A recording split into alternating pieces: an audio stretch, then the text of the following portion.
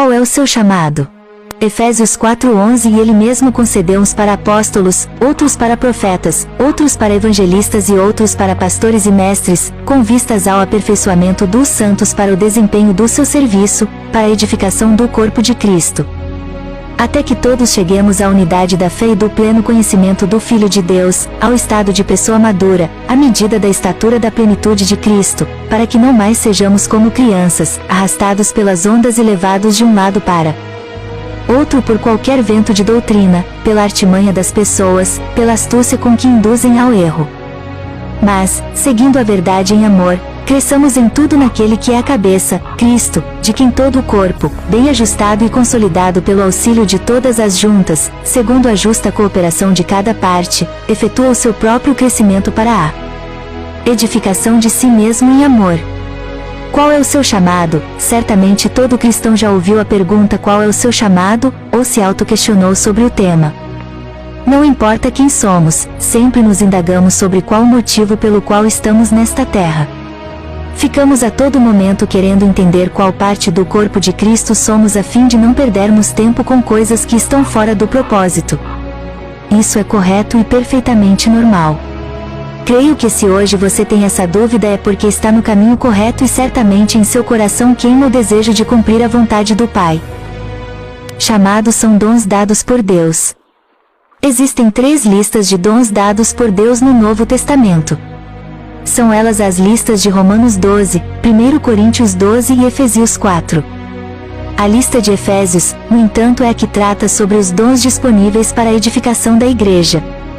Há muitos debates entre teólogos e pastores sobre quais os chamados que ainda valem para os dias de hoje. Minha intenção com esse texto é explorar o tema da forma mais imparcial possível. E ele mesmo concedeu uns para apóstolos, outros para profetas, outros para evangelistas e outros para pastores e mestres, Efésios 4:11. Para que e para quem? Os chamados ministeriais são para todo o povo santo. Isto é, todo aquele que declarou Jesus como Senhor e segue os seus mandamentos. Vejo muitos cristãos às vezes dizendo que creem não terem sido chamados a nada. Isso é um erro muito grave. Todo cristão é parte do corpo de Cristo e por isso tem uma função específica ao qual foi chamado.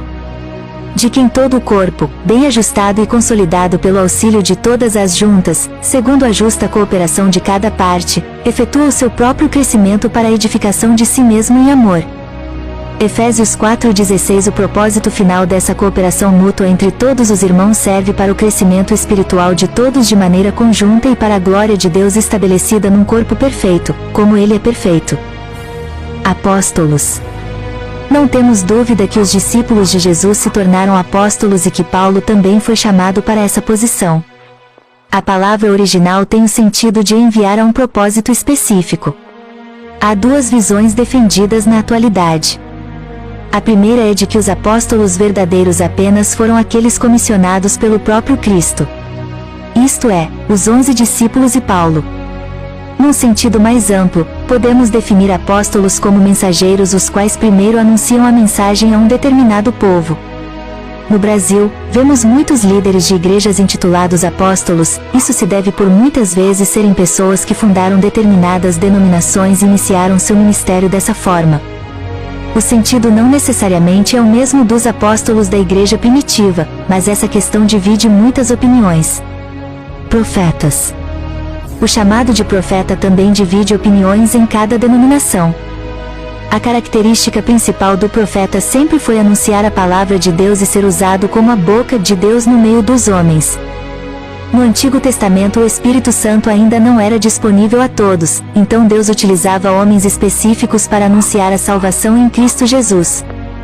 Sabendo que a profecia toda se cumpriu no Filho, muitos cristãos hoje acreditam que não existem mais profetas atualmente. A palavra já foi escrita e não há mais nada a se acrescentar a ela. Por outro lado, existem os que acreditam que Deus continua utilizando pessoas específicas para profetizar e anunciar verdades de Deus que ainda estão ocultas.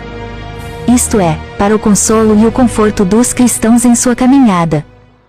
É extremamente importante lembrar que prever o futuro ou coisas como horóscopos são abominações para Deus segundo a Bíblia. Evangelistas. Passados os dois chamados mais polêmicos no tempo atual, vamos àqueles que são aceitos por toda a igreja hoje em dia. Os evangelistas são aqueles que foram chamados a anunciar a salvação através de Jesus. Basicamente, são aqueles que trazem o primeiro contato a um perdido com a fé. A evangelização não apenas está na pergunta sobre alguém querer aceitar Jesus ou não, mas sim na anunciação da redenção através do Filho de Deus e do apelo ao arrependimento. O evangelista ensina a base do evangelho ao perdido para que este creia e seja salvo. Às vezes esta tarefa demanda tempo e dedicação e não é tão fácil como às vezes pensamos ser. Claro, sabemos que quem convence do pecado e efetua toda a obra é o Espírito Santo.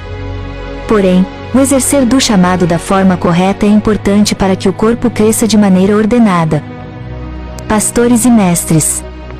Ao contrário do que muitos pensam, pastores não são somente aqueles que estão em cima do púlpito da igreja.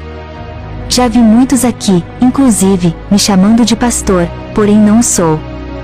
A característica fundamental daquele que foi chamado por Deus ao pastorado é o cuidado das pessoas.